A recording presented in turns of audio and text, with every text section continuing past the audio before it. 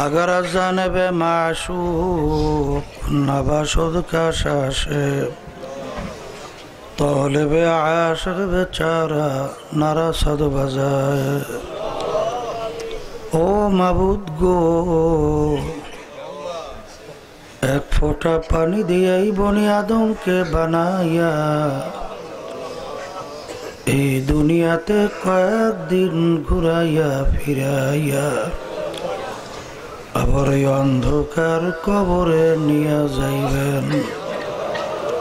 এই দুনিয়াতে আর কাহাকেও থাকতে দিবেন না।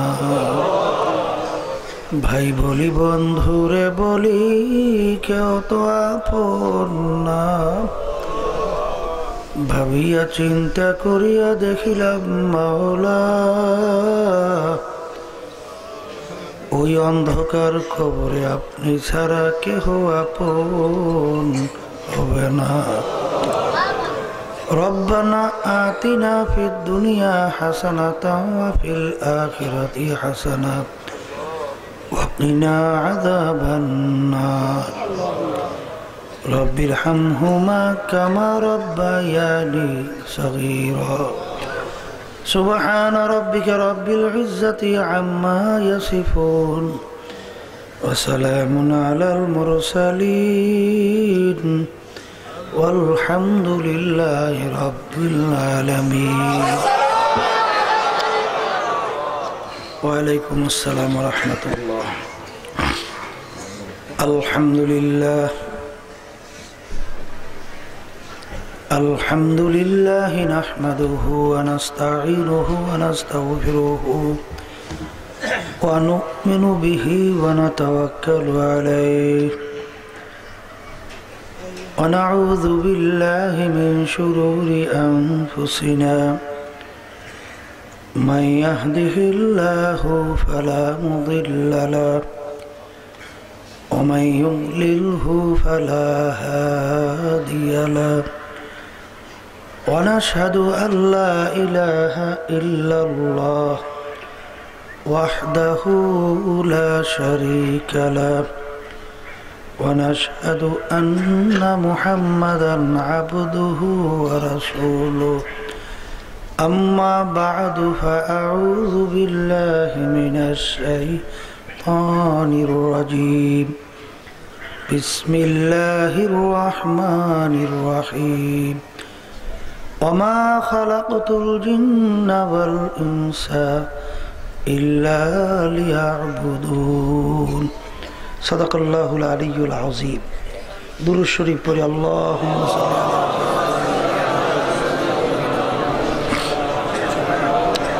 صلى الله عليه وعلى آله وأصحابه اللهم صل على سيدنا ونبينا شفيعنا وحبيبنا ومولانا محمد صلى الله عليه وعلى آله وصحبه وبارك وسلم. اللهم صل على سيدنا ونبينا وحبيبنا ومولانا محمد صلى الله عليه وعلى آله وصحبه وبارك وسلم. শুকরিয়া আদায় করতেছি মহান রব্বুল আলমিনের দরবারে। রব্বুল আলমিন আপনাকে আমাকে দ্বীনি মজলিসে বসার তৌফিক দান করলেন, যেই মজলিস সম্পর্কে আল্লাহ রাসূল সাল্লাল্লাহু আলাইহি ওয়াসাল্লাম বলছেন বেহেশতের একটা বাগান। চতুর্পাশে ফেরেশতারা বেষ্টন কইরা রাইখা আল্লাহর আরশ পর্যন্ত পৌঁছে যায়। এই বেহেশতের বাগানে যে আল্লাহ আমাদেরকে বাসার তৌফিক দান করলেন, শুকরিয়া তার আরেকবার বলি আলহামদুলিল্লাহ। নেয়ামতের শুকরিয়া আদায় করলে আল্লাহ বলছেন নেয়ামত আরো বাড়াইয়া দেবে, আর শুকরিয়া আদায় না করলে নেয়ামত তো বাড়ানো হবেই না, বরঞ্চ শক্ত আযাব চাপাই দেওয়া হবে। আল্লাহ যদি শক্তি না দান করে কোনো বন্দাবান্দি ইবাদতের ময়দানে বলেন বা কোনো দিক থেকেই বলেন, চলার কোনো শক্তি নাই। তৌফিক দেওয়ার মালিক কে? এই জন্য আল্লাহর ওলি বলতেন, মাবুদ গো, তাআত ও তৌফিক তাআত হামজাতু ই আমানাত ওয়া ইজাবাত হামজাতু। আপনি যদি আমাকে তৌফিক না দেন, আমার শক্তি নাই যে এইভাবে আমি চলব, তা আল্লাহ রাব্বুল আলামিন তার কাছে শক্তি চাওয়া লাগবে, আল্লাহ রাব্বুল আলামিন শক্তি পয়দা করবে। তা যাই হোক, আমি আমার ভাইদেরকে বলবো, পর্দা আলে মা বোনরা যারা শুনতেছেন, আল্লাহ রাব্বুল আলামিন 18,000 কম বেশি মাখলুকাত সৃষ্টি করছেন। এর ভিতরে জিন এবং মানুষ, এই দুইটা মাখলুক আল্লাহ সৃষ্টি করছেন কিসের জন্য? আল্লাহ বলতেছেন তার ইবাদতের জন্য। সবাই জোরে বলেন সুবহান। আল্লাহ আমাদেরকে সৃষ্টি করছেন কিসের জন্য? কার ইবাদতের জন্য? অন্য অন্য যে মাখলুকাত গুলো আছে, ওই মাখলুকাত গুলো আল্লাহ সৃষ্টি করলেন কেন? বলেন, অন্য অন্য মাখলুকাত সৃষ্টি করছেন আল্লাহ আমাদের জন্য। কাদের জন্য? আর আমাদেরকে আল্লাহ সৃষ্টি করছেন তার ইবাদতের জন্য। দেখবেন এখনই প্রমাণ পাবেন। আচ্ছা, সূর্য কি আমাদের দরকার আছে না নাই? কিন্তু সূর্য, মানুষ যদি একটাও দুনিয়াতে না থাকে, সূর্যের কি হবে? কিন্তু সূর্য না থাকলে আমাদের উপায় কি? কি কথা ঠিক না ভাই? তাহলে সূর্য সৃষ্টি করছেন আমাদের জন্য। কি নদীর ভিতরে মাছ কাদের জন্য? কি মাছ আমাদের লাগে না লাগে না? মানুষ যদি একটাও যদি দুনিয়াতে না থাকে, মাছের কি হবে? হবে? তাহলে মাছ বানাইনি আল্লাহ, দূরের মাইকে শব্দ বেটা কমা, এই পাশের কটা একটু হালকা বাড়া। কথা কই, কথা বোঝো না বাংলা কিছু? তো মাছ বানাইলে আল্লাহ কাদের জন্য? আমাদের জন্য। গাছ বানাইলে আল্লাহ কাদের জন্য? কিন্তু দেখবেন যত কিছু সবই বানাইলে আল্লাহ আমাদের জন্য। আর আমাদেরকে বানাইলে আল্লাহ কিসের জন্য? বলেন, তার ইবাদতের জন্য। ইবাদত একটা আরবি শব্দ, বাংলা অর্থ হইল মালিকের হুকুম অনুযায়ী চলা। একটা সোজা মুখস্থ করেন, মালিকের হুকুম অনুযায়ী চলার নাম হইল ইবাদত। কি কথা ঠিক?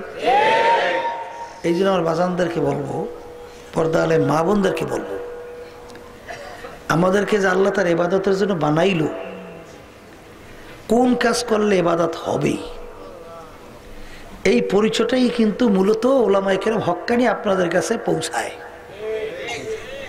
এই যে আপনাদেরকে জানায় কোরআন এবং হাদিস অনুযায়ী যে এইটা এইটা করলে ইবাদতের ভিতরে গণ্য হবে, আর এইটা এইটা করলে ইবাদতের বাহিরে অর্থাৎ আল্লাহর নাফরমানি হবে। কি জোরে বলেন কথা ঠিক কি? এই ক্ষেত্রে আমার আব্বাজান বলতেন, বাজান, একেবারে জন্ম থেকে শুরু করিয়া কবর পর্যন্ত প্রতিটা ক্ষেত্রে আমার মালিকের হুকুম আছে। কি যেরকম আছে না নাই? প্রত্যেকটা মানুষের ব্যক্তিগত জীবন আল্লাহর হুকুম আছে, পারিবারিক জীবন আল্লাহর হুকুম আছে। কথা কই আছে?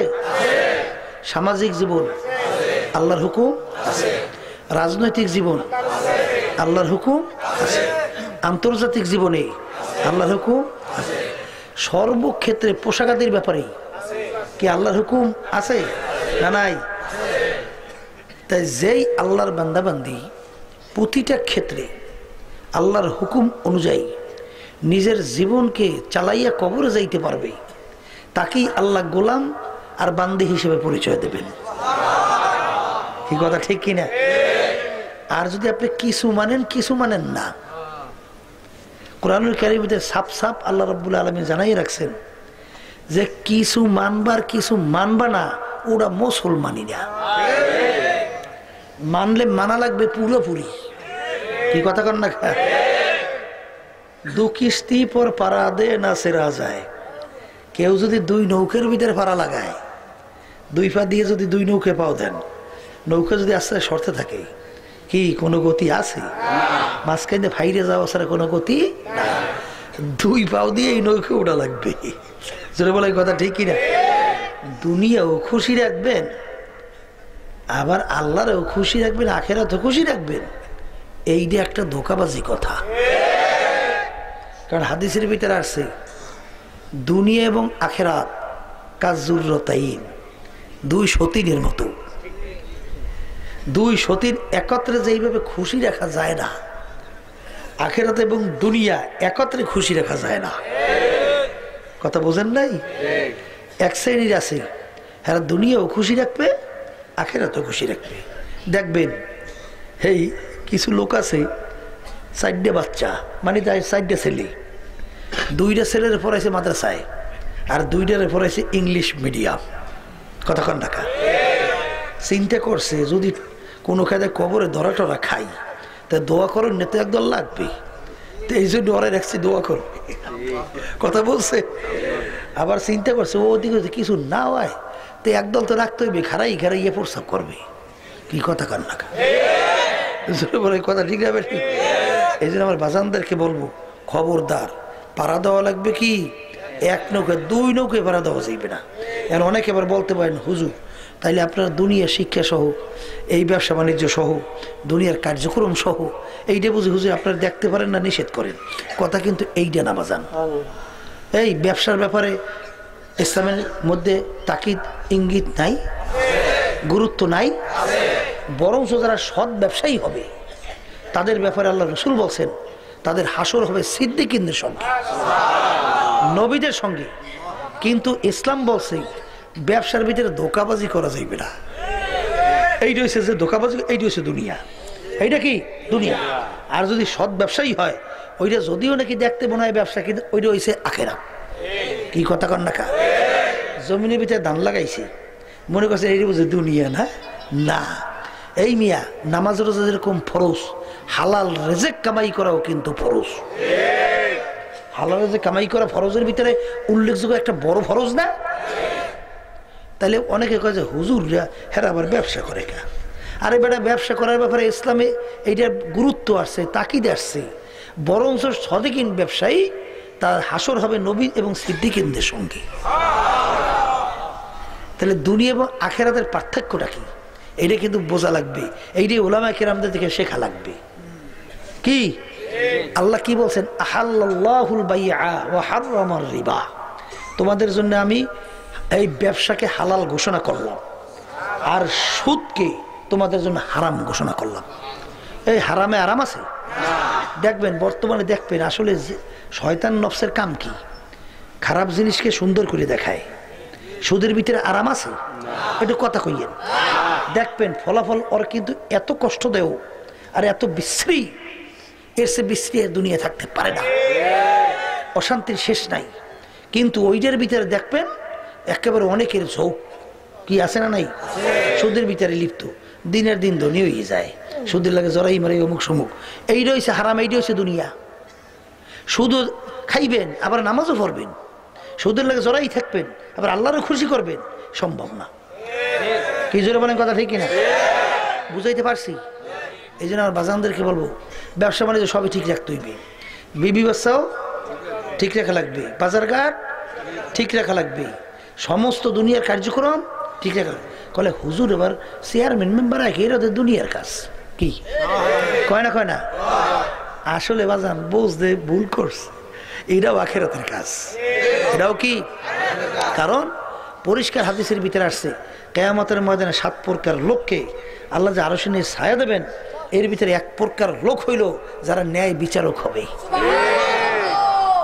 তা আপনি যদি এই ক্ষমতায় না থাকেন, ন্যায় বিচারক হইবেন কেমনে? কথা ঠিক? এই জন্য আমার বাজানদেরকে বলবো যে ন্যায় বিচারক দরকার আছে, নাহলে মানুষ যাইবি কই, বাঁচবে কেমনি? ওই হুনসি এই ছোটবেলায় এমন একটা প্রবাদ বাক্য আছে, যেই দেশে বলে ন্যায় বিচার নাই ওই দেশে বলে শগুনও থাকে না। ছোটবেলায় মুরব্বীদের কাছে শুনছি যে দেশের ভিতরে শগুনের কোনো শেষ ছিল না, এই দেশে বলে শগুন বোঝাই ছিল। কথা কয় না? এখন একটা শগুন দেখা যায়, সব বলে ভাগছি। কারণ কি? দেশে ন্যায় বিচার আসলে আছে কি? কথা কেন আছে? এই জন্য আমার বাজানদেরকে বলবো যে ন্যায় বিচার, এই জন্য কি সামাজিক অবস্থান লাগবে না লাগবে না? এই জন্য আমার বাজানদেরকে বলবো, পর্দা আলে মা বোনদেরকে বলবো, আসলে দেখতে মনে হয় যে সবই দুনিয়া, না, এই সব কিন্তু দুনিয়া না, ওই দুনিয়ার মধ্যেও কিন্তু ওই আখিরাত। কোনটা কোনটা আল্লাহ নিষেধ করছেন একটু ঠিক মতো খেয়াল করে চললেই হয়। এই যে ওলামায়ে কেরাম হক্কানি থেকে শিখতে হবে। কি জোরে বলেন? কথা ঠিক? বাজান, যদি আল্লাহ এবং আল্লাহর রসুল এর হুকুম অনুযায়ী চলেন, দেখবেন দুনিয়াতে আরামের শেষ নাই, আসলে কোনো শেষ নাই। আর যে নাকি আল্লাহ এবং আল্লাহ রসুল হুকুমের বাইরে দুনিয়া খুশি করার জন্য চলবেন, দেখবেন দুনিয়াতেও কোনো আরাম না। আমরা কিন্তু অনেক জানি, ওইলে একটা মরাইয়ের মধ্যে পড়িয়ে রয়েছে, বুঝছেন, যেগুলো বেশি দুনিয়াদার। ঘরে যেয়ে দেখবেন বউর মেজাজ স্ট্রং, কি যাই থামতেও পারে নাই, এই গাড়ি চাবি দাও, চাবি লইয়া ঘরে বাচ্চা কাচ্চা কান্দে হেলাইছি, এখন হেরে রয়েছে ঘরে, আর ওটা এইতে বিভিন্ন পার্কে পার্কে আড্ডা মারতে। আসলে যদিও নাকি টাকা পয়সা আছে, কিন্তু আরাম নাই, হারামে কিনা। এই জন্য আব্বাজার রহমাতুল্লাহ কথার বাজার বোঝো ভুল চিন্তা করে দেখো, মূলত তিনটা জিনিস শান্তি। কয় জিনিস? একটা হলো ঘুমের শান্তি, আর একটা স্বামী স্ত্রী শান্তি, কথা কন, আর একটা খাওয়ার শান্তি। এই তিনও শান্তি আল্লাহ দান করছে দিনদারের ভিতরে, গরিবদের মধ্যে। দুনিয়াদের মধ্যে একটাও নাই। দেখবেন সিংহভাগ বড় লোক ঠিক মতো একটাও খাইতে পারে না, এই একটা ঠিক মতো খাইতে পারে। দেখেন আল্লাহ মাঝে মাঝে দেখায়ও, তামাম দুনিয়া বড় ধনী ছিল, সে বলছিল যদি আমার পেটের ভিতরে কেউ এক টুকরা গোশত হজম করাইয়া দেখাইতে পারে, আমার সম্পদের অর্ধেক সম্পদ তাকে দিয়ে দেব। দেখেন আল্লাহ পেটের কন্ডিশন কিভাবে তৈরি করছে, একটা গোশত হজম হয় না, ওর দুনিয়ার কি আরাম? এই টাকাইতে করবে কি, সম্পদ দিয়ে করবে কি? কথা কর, কি কোনো লাভ আছে? বাংলাদেশের মধ্যে বড় ধনী ছিল, সে নাকি শুধু যাও আর ডাবের পানি খাই, তারপর দুনিয়া থেকে গেছে। দেখেন ভালো খাইতে খাইতে আল্লাহ দেখাই দেশ, দেখ যদিও নাকি বাংলাদেশে বড় ধনী, কিন্তু খাওয়ার শান্তি মূল, এই দিয়ে ওরা আমি দেই নেই। কি কথা ঠিক না বা ঠিক? তাহলে দেখেন আরেকটা গরিব সারাদিন কাজ করি, পচা ভাত, আর যাও যদি ডিশ ভরিয়া পান্তা ভাত, পচা ডাই, মরিচ পোড়া যদি নিয়ে কোনো সামনে দাঁড়া একটু রাখতে পারি, দুই একটা গোটা দিও, কথা ঠিক না? এই বুড়া আরো খাইতে পারে, এবার খাইয়েই গেল আলহামদুলিল্লাহ, আল্লাহ তুমি নেমাত খাওয়াইছ। কি আর ওদিকে বড় বড় দামি জিনিস সামনে লইয়া বয়, কি দেখেন শান্তি দেওয়ার মালিক কে? স্ত্রীর শান্তিতে বুঝছিনি, ঘরে গেলে কি কোনো পাত্তা দেয়? আর যাইয়ে দেখেন দিনদারদের ঘরে, আরে এটা বুঝবেন না, দিনদার হইয়া দেখেন ও যে কি শান্তি আল্লাহ রাখছে, ও শান্তির কোনো শেষ নাই। কি কথা কন? ঘুমের শান্তি। গরিব মানুষ দেখবেন মাথাটা লাগাইতে দেরি, এই 5 মিনিট 10 মিনিট যাইতে পারে নাই, এর ভিতরে মনে হয় দুনিয়া কোথায় আর হে কোথায়, খবর নেই। আর সেই হোক বড় লোক কিন্তু ঘরের ভিতরে খালি মোরামরি, এই পাশ ওই পাশ, ওই পাশ ওই পাশ। আর যেগুলো নাকি এই বিশেষ করে দুনিয়াদার ক্ষমতাশীল, বুঝলেন, ওই যে জুলুম করে মানুষ মারে, এগুলো তো রাত্রে ঠিক মতো ঘুমাইতেও পারে না, একটু শব্দ মারলে নেই কখন কথা ঠিক না বা ঠিক? আর ইসলামের ইতিহাস পড়িয়ে দেখে, যারা আমির ছিল গাছের গোড়ার ভিতরে মাথা দিয়ে ঘুমাইতে, ওই বিদেশ থেকে গেছে না, এই আমিরের ওমর রাদিয়াল্লাহু তাআলার নাম ছড়াই তামাম দুনিয়াব্যাপী দেখতে আইছে, রাজায় ফাটাইছে দেখার জন্য যে দেখে ওদের ব্যাপারটা কি, এত বড় কি নেতা যে তামাম দুনিয়া সব থরকম্প। যাইয়ে ঢুকছে, ঢুইকে আমির তালাশ করে, খবর নাই। একজনের জিজ্ঞেস করে আমির কই, দেখাই দেয় গাছের নিচে। এই গাছের নিচে শিকড়ের মাথা দিয়ে ঘুমাই গেছে। বলে বলো কি? বলে এই আসলেই আমাদের আমির। বলে বলো কি, এটা কেমন কথা? বলে এই তো আমাদের আমির। কি কথা কন? কোনো ভয় ডর কিচ্ছু নেই। কি কথা কন না? এই জন্য আমার বাজানদেরকে বলবো, নামি গইয়াম কে আজ দুনিয়া জুদা বাস, নামি গইয়াম কে আজ দুনিয়া জুদা বাস, বাহার করে কে বাসিবা খোদা বাস। আমার মাওলা কিন্তু বলেন নাই তোমরা দুনিয়া সব বাদ দিয়া জঙ্গলে যাই আমার ইবাদত করো, বলছে? কি বলছেন? দুনিয়ার ব্যবসা বাণিজ্য ঠিক রাখা লাগবে, সংসার দিয়েও ঠিক রাখা লাগবে, বাজান সব কিছু ঠিক রাখা লাগবে, কিন্তু খেয়াল রাখা লাগবে ওই দুনিয়ার ভিতরে ঢোকা যাইবে না যেই দুনিয়া আমার মাওলা বেজা। কি বাজান কথা ঠিক? এই তাইলে ব্যবসা বাণিজ্য কিন্তু ইবাদত। কথা কান, ব্যবসা বাণিজ্য, ধান লাগানো, কথা সব কিন্তু ইবাদত, ঠিক না? তা আল্লাহ আমাকে বানাইছেন কিসের জন্য? তার ইবাদতের জন্য। এই ব্যক্তিগত জীবনে মালিকের হুকুম নাই? আছে। পোশাক আদির ব্যাপারে আছে, কিন্তু এক শ্রেণী আমার বাবারা আছে ইসলামের পোশাক ভালো লাগে না। কথা কর না, কে লাগে না কেন? কারণটা কি? তোমার কাছে বিজাতিদের পোশাক ভালো লাগে কেন? কারণটা কি? হ্যাঁ, আসলে তুমি শয়তান নফস খুশি হয় মেয়া। আর কোরআন কারীমের ভিতরে আসছে যে ওইটাকে তোমার কাছে খুব চাকচিক্যময় সুন্দর করে শয়তান দেখায়। এই যে তোমার কাছে সুন্দর লাগে, আমাদের চোখেতে সুন্দর লাগে না। কি কথা কর? আমাদের কাছে তো এই পোশাকে সুন্দর লাগে। কি কথা ঠিক? তাহলে আমার বাজানদেরকে বলবো, এই পোশাকাদির ব্যাপারে কিন্তু মালিকের হুকুম, লেবাসুত তাকওয়া যালিকা খায়র, পরহেজগারি লেবাস তোমাদের জন্য উত্তম। এই যে আমার ভাইদেরকে বলো, পর্দা আলে মা বোনদেরকে বলবো, বাজান রে কবরে কিন্তু কোনো দলাদলি নাই। আর এমন একটা ব্যাপার, দুনিয়া থেকে একবার বিদায় নিয়ে যদি কবরে যাও, দ্বিতীয়বার ফেরত আসা যায় না। আর দুনিয়া মাজরাতুল আখিরা, এই দুনিয়াটা হলো আখিরাতের সম্বল ফসল কামাই করার জায়গা। আরে আমার বাবা কোথায় গেল,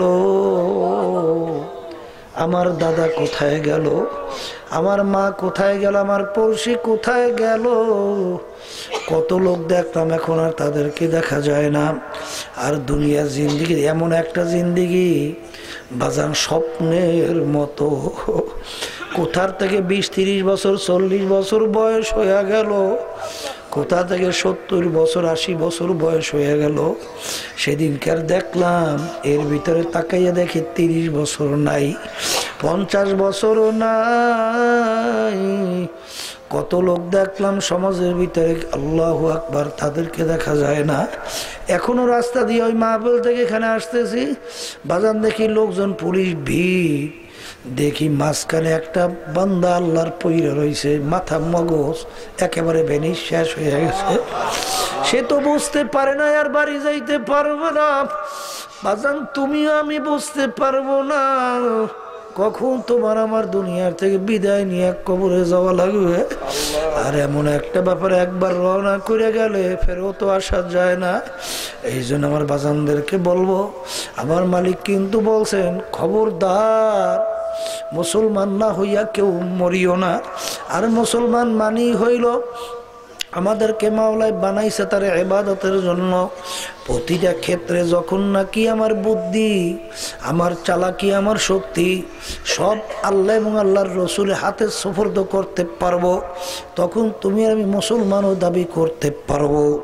বাজান ও পর্দালের মা বোনেরা, মুসলমান বলতেই কিন্তু মন চায় গুনার থেকে ফেরবে, নেকের কাজ করবে, তারপর কবরে মাওলার গোলাম হইয়াই যাবে। শয়তান এবং নাফস তোমার আমার পিছনের শত্রু হিসাবে সর্বত্র কাজ করে।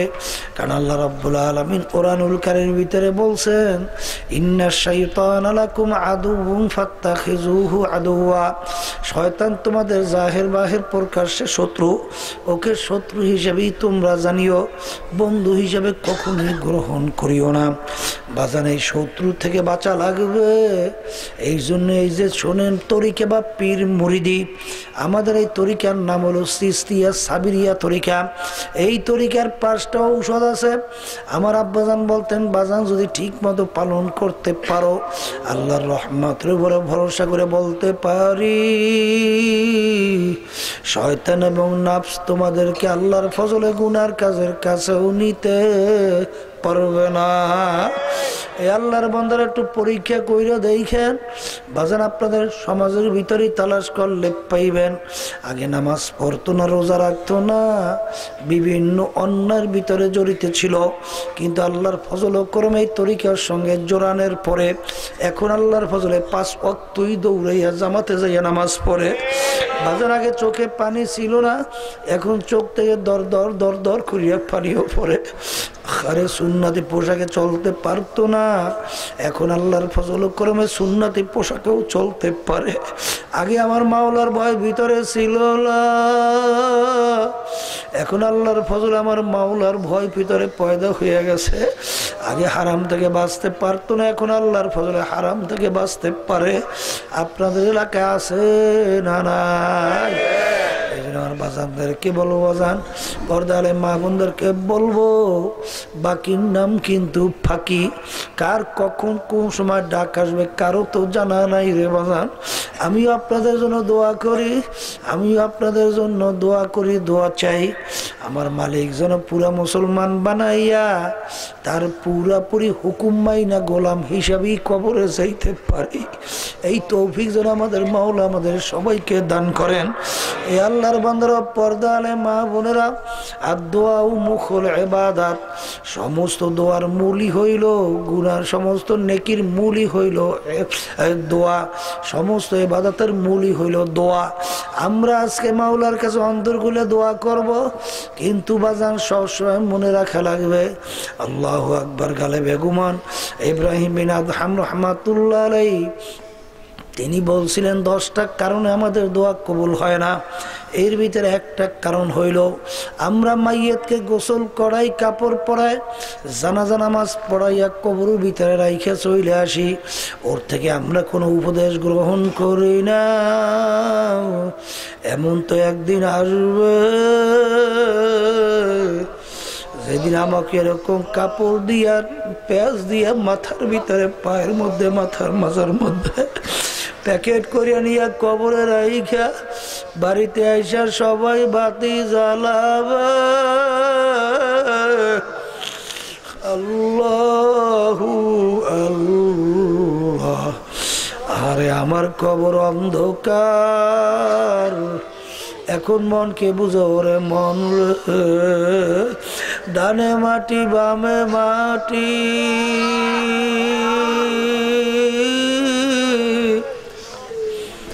মাটির হবে বিশালা,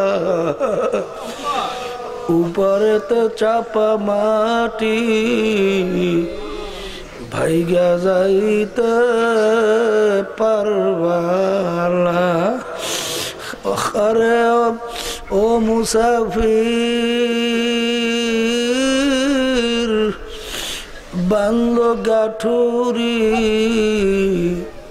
বহুদূরে ঠিকানা, আজ ভিজানা কাল ভিজানা, কবর আখের ঠিকানা। আল্লাহুম্মা আমিন। এ ঘরের মেয়ে লোকেরা হাত উঠাও, গুনার কথা মনে করো, 2 চোখের পানি ফালাও, আমার মাওলার দরবারে কান্দো আর মাপ চাও। যদি কান্না না আসে মনকে বুঝাও, ওরে মন একদিনে ঘরের দরজা দিয়ে নতুন বউ হয়ে উঠছিল রে মন। কত মেয়ে লোকে শরবত খাওয়াইলো, কত মেয়ে লোকে বাতাস করলো, আবার এমন একটা দিন আসবে এই ঘরের দরজা দিয়ে মোরা লাশ হইয়া বের হওয়া, ছেলে কাঁদবে মামা করে, মেয়ে কাঁদবে মামা করে, জবাব তো আর দিবা না। মাবুদ গো, আপনি এই মাদ্রাসাকে দিনের জন্য কবুল করে নিন, সমস্ত এই মাদ্রাসাগুলো আপনি দিনের জন্য কবুল করে নিন। আল্লাহ, আমাদের হাত তুলছি যাই না কে কোন অসুবিধার মধ্যে আছে। আমি আমরা যারা বিভিন্ন রোগ ব্যাধির মধ্যে বা আমাদের আন্দোলনের দায়িত্বশীল, ভারতে অসুস্থ, আল্লাহ অনেক দায়িত্বশীল, আমাদের চরমনে এক ওস্তাদ অসুস্থ আছে আল্লাহ, বাচ্চা কাছে আমরা অসুস্থ সবাইকে সুস্থ করে দিয়ে আল্লাহ আমরা হাত তুলছি। আমাদের আম্মা আব্বা আত্মীয় স্বজন যারা কবরে শুয়ে রয়েছে সবার কবরকে আপনি বেহেশতের বাগান বানাইয়া দিয়ে না। কামাই রোজগারে বরকত দান, হালাল রেজে কামাই করার তৌফিক দান করিয়েন, বিপদ আপদ থেকে হেফাজতে রাখিয়েন। সুবহান রাব্বিকা রাব্বিল ইজ্জাতি আম্মা ইয়াসিফুন ওয়া সালামুন আলাল মুরসালিন আলহামদুলিল্লাহি রাব্বিল আলামিন। কেউ ওঠেন না, আল্লাহ